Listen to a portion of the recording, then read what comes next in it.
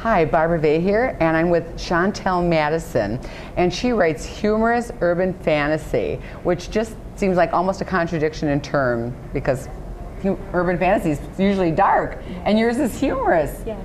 How did you manage to pull that off?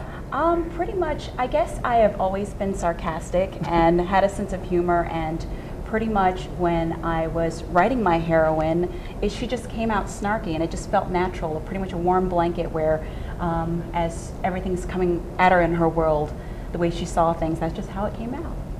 Well, obviously it works, right? It works. And I found some really interesting things about you online. Let me see. You are a diehard geek. Yes, I am. Pretty much the running joke that I tell people is I feel like I am surgically attached to my laptop, where pretty much I love to be online, and I'm a coder, and I'm not ashamed to say that. Because you do web design also, yes, right? Don't you? So as well. Oh my gosh. Well, we'll have to talk later. And then this was really interesting. You almost have a degree in Russian studies. Now, I want to know how you can almost have a degree. Yeah, pretty much after I had finished my undergrad, after that, I was always looking for something extra to do, because I am, being the geek that I am, that I love to study, and I love to explore new things, and one of the things I love to do is I love to explore foreign languages. And I took some Chinese in college, and Russian was the one that just latched onto me, and I think that's reflected in my book, is that I just love the Russian culture, and I took a few years of Russian in college. Really? Can you say something to us? Urban fantasy, I love urban fantasy, or? Probably not on the fly, but yes. Well, you could say anything, we wouldn't know. Yes, до свидания, очень спасибо. Wow, that was quite impressive. Did you mix a little Chinese in there? Or? Oh, Hung Hao. That's pretty much. Oh my God! Well, but you got those inflections down. Yeah, really. but that was pretty much that was what I was used to hearing from my teacher. Oh, okay. Was that like a yelling at people or something? No, that's when she tells her students that they've done very well. Oh, well, that's really, because sometimes it sounds like, you never know when somebody's yelling at you. But well, that's really interesting. Do you do that with you? Oh, because this is the other thing you wrote, and this I really needs explanation. On her website, she said she had children, and she called them the Den of Evil. Now, what the heck is that?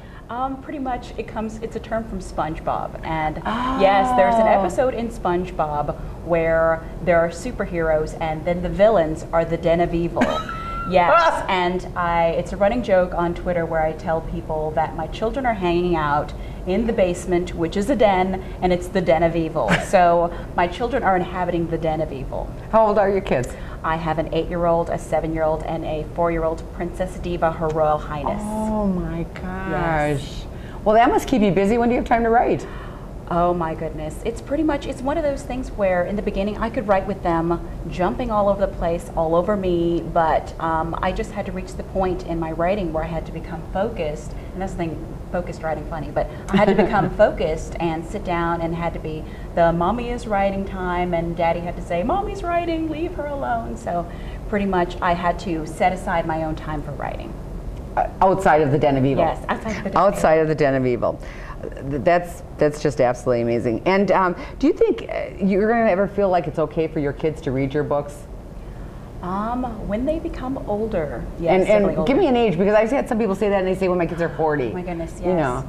I would say I would probably feel comfortable maybe high school. So your books are okay for yes. like high school and up? Yeah, there's some vulgar language in it, but nothing to where I would feel it would be outside of a high school age reading it.